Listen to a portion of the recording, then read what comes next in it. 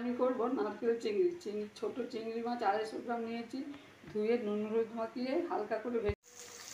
একটা গোটা পেঁয়াজ নিয়েছি, পেঁয়াজটাকে আমি ভালো করে হালকা করে ভেজে আর আদা রসুন বাটা 1/2 চামচ দিয়ে দিয়েছি, আর 2টো কাঁচা লঙ্কা আর কালো জিরে ফোড়ন দিয়েছিলাম তেলে।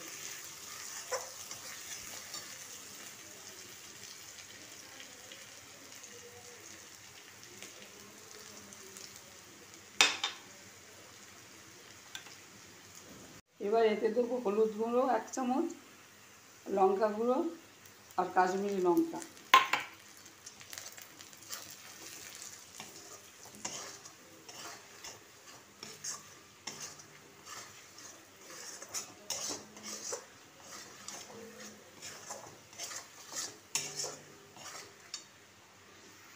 ছেড়ে এসছে তেল, এতে আমি 1 গাঁট তেঁতুল নিয়েছি, তেঁতুলটাকে ভালো করে আমি চটকে নিচ্ছি।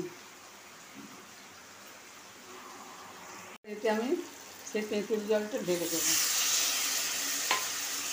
তেঁতুল জলটা আমি ঢেলে দিয়েছি, এতে তেঁতুল জলটা দিয়ে দিয়েছিলাম। এবার ভাজা মাছটা দিয়ে দিলাম।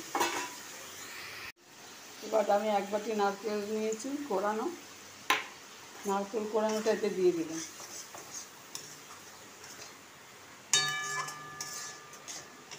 আমার নারকেল চিংড়ি রেডি হয়ে গেল।